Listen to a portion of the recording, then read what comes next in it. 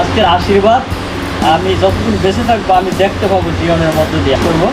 আসলে আমরা শুরু প্রার্থনায় যাবো, যেহেতু আজকে একটি বিশেষ দিন, যেন প্রভু আমাদেরকে আশীর্বাদ করেন। এই রবিবার প্রভুর গৌরবের দিন, প্রভুর প্রশংসার দিন। আমরা একটু ছোট্ট প্রার্থনা করবো, তারপর আমরা দু একটি পুরাজ গান